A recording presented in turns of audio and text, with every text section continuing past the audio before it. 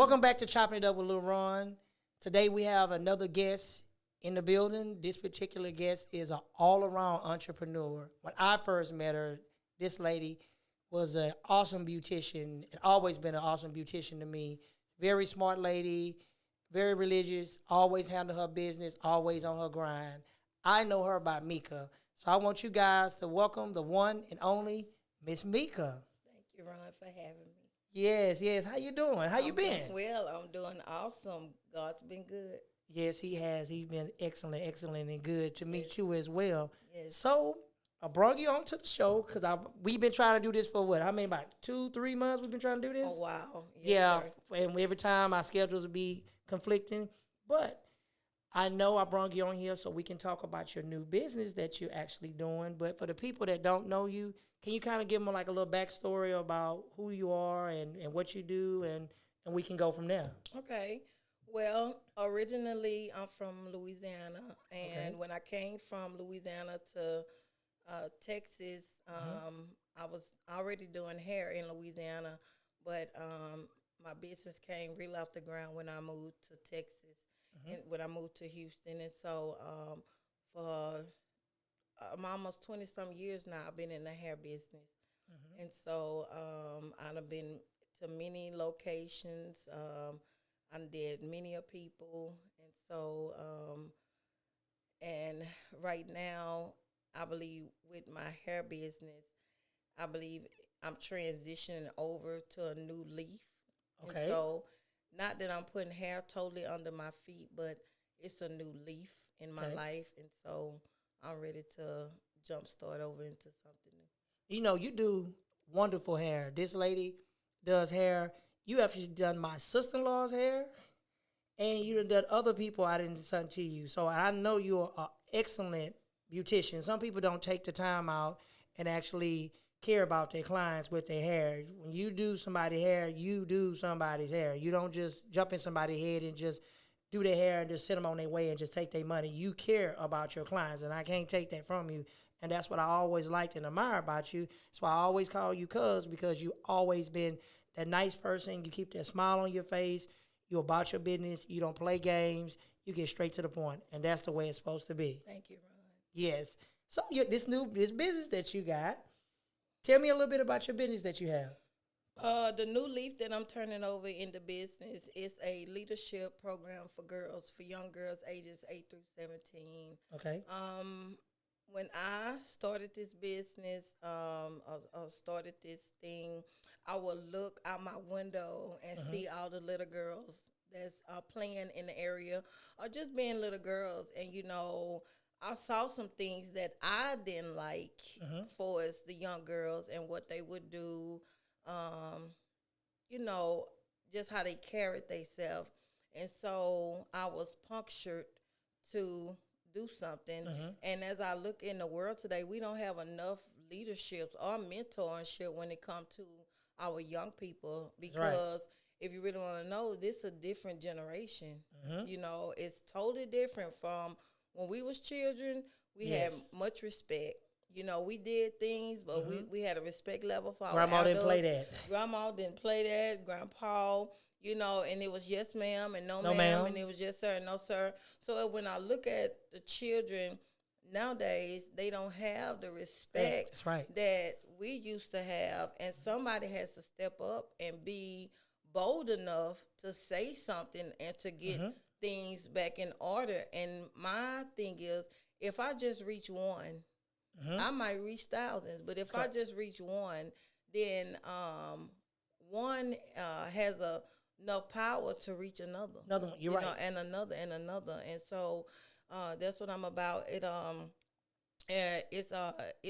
the business is all about esteeming girls, Okay. knowing who they are at Mm-hmm. a young age, Mm-hmm. not just at a certain age, 15 or 16, but knowing who they are at an early age, Mm-hmm. teaching them that they can be themselves without trying to be anybody else. Especially that Instagram and TikTok. That's Yes, all they think about now. yes, technology has a lot to do with the way our children are conducting themselves, Mm-hmm. and somebody has to be big enough to pull away and say, hey, you know, this just social media. Because what these people do behind closed doors, you'll never know. No, that's a different. You'll never know. Thing. It's a whole nother different world, you know. And so I'm just trying to open a door to where our young people can feel secure about themselves, you know, even carry themselves a certain way as young girls.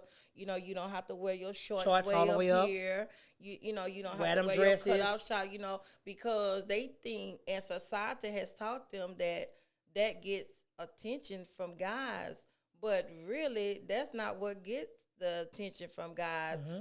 You being yourself is what you get attention, and covering yourself up, because guys are very they want a challenge. That's right. You know what I'm saying? So I can't broadcast this enough or say this enough to my young women. You know what I'm saying? You don't have to be out there to get some attention. You can be yourself. That's right. And just trying to teach them about life itself. You know what I'm saying? You can be somebody. My vision is you don't have to be where you are. You can grow. That's correct. You know, and you are can grow. It's plenty of room to grow. And a lot of people don't like to take responsibility. Some parents they make now, the new generation parents, they don't want. When I was coming up, when you did something bad, not only do the principal get you, the next door neighbor gets you. Right. And after the next door neighbor gets you, daddy gets you, or mama gets you. That's right. Now, don't put your hand on my child. You do this and that. That's right. And parents now are too busy trying to be their child's best friend. That's right. You can't be your child's best friend and a parent at the same time. That's right. You have to pick one of the two. That's right. And so I have this thing. It's sometimes I ask God to show me how to direct this program, because you do have mothers that feel like if you saying something, I always get a group of girls together, and the first thing I tell them, I'm not trying to be in your family's home. With when you telling me what's going on, it's not me trying to call CPS on your mom. I'm dealing with you. That's you correct. know what I'm saying? The individual, because you know how they used to say it takes a village to raise a child? That's correct. You know what I'm saying? I'm part of the village. You know what I'm saying? So what moms say behind closed doors may not never affect her daughter. But what I say to her might take her a long way. It's not taking nothing away from her mother. It's not taking nothing away from her father. But sometimes you need outsiders to reach your children in a different kind of way. My son's 19, and I had mentors for him. I had guys standing behind him. When I couldn't handle him in a certain kind of way, I called those mentors, said, hey, I can't deal with him right now. Can you deal with him? Being that he didn't have a father figure in his life. And the father figure plays a key role. It does. A lot of people, they don't understand. I tell them, I see a lot of single moms, can't nobody tell me how to raise my child. I know what I'm doing. I always tell them, in my eyes, a man can never teach a girl how to be a woman. That's right. It's no way impossible. That's right. He can come close. He can do this. That's he will never be, he cannot teach him. And a woman can't teach a boy how to be a man, because mamas are soft. Some mamas are soft on boys, so they let them slide. That's right. Men is going to be hard on them boys. That's right. Like girls, like I'm a daddy. I'm soft on my daughter. I'm hard on my son. That's right. It bees that way, and people, they don't actually understand it. Do you ever have problems with people asking you, well, I know you have your girl group, but do you do boys? Why you don't do boys? Do people ever ask you that? The reason why I don't do boys, just like the great point you just made, the reason why I don't do boys is because I only can tell a boy so much. Okay. You know, I believe I have somebody to do the boys when I actually go further in this thing. But what's funny is I had a leadership program on the outside of my house, and so I actually had more boys to show up than girls. Wow. And so happened my little nephew was there, and so he was able to deal with the boys in a different kind of way. You see what I'm saying? Why I try to deal with the girls, but it was actually more little boys that showed up, and these kids are hungry for guidance. Yes. You know what I'm saying? They are hungry for guidance. You know, I see them all the time, and I might see a little girl that's doing something inappropriate or something. I say, baby, don't do that. You're a young lady, or I might see a young guy that have his pants down, and you know what I'm saying. But they hungry for this guidance. They hungry for it, and nobody. It seems like the world just letting them do what they whatever they want to do, how they want to do it, and we had structure. That's right. You know what I'm saying? We couldn't be out. If we was a certain age, we couldn't be out past a certain time. Man, my grandmother tell me if that light comes on and you not in the house, that's right. You know what's gonna happen to you. Right. So we knew when that light came, we ran to her and get in that house. That's right. Because we knew we couldn't be out late. Back in the days, our club was actually going to the movies, going to Lockwood skating range, going to a house party. Used to be a house party when you can actually go to it. Everybody play music, everybody have a good time. Right. Wasn't no gun pulling out. That's right. If I can have a fight with you tomorrow, I can have a fight with you today. Tomorrow we best friends. That's like right. nothing ever happened. That's right. These days of time, it's not like that no more. It's like it's a whole different thing. The internet has taken over our children's life. Yes. Think about it. I was talking to a guy a few days ago on my show. When is the last time? Back in the days, you can cook your food. You go to the living room. You get to the table. You eat. When you finish eating, you go to your room. Mm-hmm. How many people actually sit down as a family and sit at the table and ask, hey, what's going on today? They don't do that no more. Now everything is you get your food, go to the room, on the thing. Are you at the table? You're on your phone. You're on your Instagram, on your Facebook, on your TikTok, on your Snapchat. Mm-hmm. That's what they actually think. And then the parents wonder why their children are not monitored, and they wonder when their children get caught in something, you don't know because you don't monitor your child and what they actually do. That's right. What you're doing, I like, because the little time that the girls do have, that time that they use for TikTok and Instagram and Snapchat, you are that time. You are that Snapchat. You are that Instagram. You are that TikTok. That's right. I'm going to educate you girls so I can show you what you can do. Right. How you can go out and do this. If you want to write a book, I have a young lady that I'm actually putting together an art show for her. Wow. She's about 13, maybe 14 years old. I'm putting together an art show for her, and I'm going to have a thing where people can actually come to our art show and they can buy her art. Okay. I told her, you got the talent, I'd rather broadcast it to the world so they can actually see it. That's right. That's right. And, it's not enough. And I look at our children. Our children are very advanced. Mm-hmm. Our children are so advanced till I can pull in a 10-year-old and he'll know what to do with my computer. You're right. They so advanced, they so smart, but nobody feeds back into them. Nobody tells them that they can do it, that they are good enough. Mm-hmm. Nobody tells them, and you got to look at the thing that the ones at home that's getting that kind of teaching or getting that kind of feedback from their parents.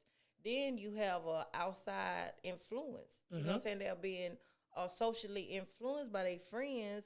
You know what I'm saying? That when mama tell you can, you got the outside telling you can't. That's right. So now you in between two worlds. And on the top of trying to figure out who you are. You know what I'm saying? Like I tell young girls, I say, you have to understand and tell these mothers, you have to understand that you're not just dealing with yourself, you're dealing with it. You're dealing with hormones. You're dealing with you trying to figure out you 13, but you're trying to figure out what you're gonna do when you're 18. You know what I'm saying? You 18 trying to do trying to figure out what you're gonna do when you're 21. That's correct. You know what I'm saying? And the first thing these kids think about is having a baby. That's right. You know what I'm saying? And the baby is not the first thing should be on your list. A baby should be the last thing that you worried about because you feel like a baby is going to bring this joy. A baby is going to bring this love. But no, and that's why I have this leadership program because I'm dealing with self-love. Learn how to love yourself. That's right. I'm dealing with molestation. I've dealt with molestation as a young girl. I've dealt with it. I understand, and so the molestation can have a young girl way promiscuous before her time. That's right. You sure right. And so I'm just trying to be somebody's next. You're right. And to prevent that particular person that goes out, that been molested, to be twisted and upset, and mind is totally gone. Yes. And when they see that person snap, they wonder why, because you never know what that person is actually going through. That's right. Okay, next thing I want to ask, I ask everybody that's on the show, what if you had to pick an artist from here all the way from earlier in your time, dead or alive, who is your top 5 artists that you actually listen to?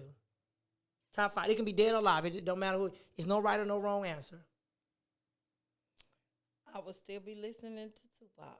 Okay? Everybody that come here always hit Tupac. I like it, but that shows that he's still loved. Even though he's not here, he's still loved, and I respect that. So we got Tupac. I would listen to Aretha. Okay, respect. I like that. I would listen to Marvin Gaye. Okay, what's going on? I would listen to Mahalia Jackson. Oh man, ain't that's the troubles of the Yes, world? Okay, yes. that's Imitation of Life. I remember that Mahalia movie. Jackson, and I would listen to you said Dead or Alive. I would listen to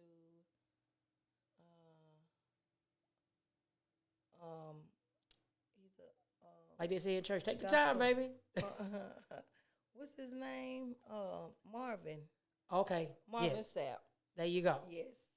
Okay, well, for the people that don't know, how can they find you on Instagram? So, in case there's somebody out there that have a child that wants to get into your actual organization, how can they find you on Instagram or Facebook or Twitter? You have anything that they can find you on?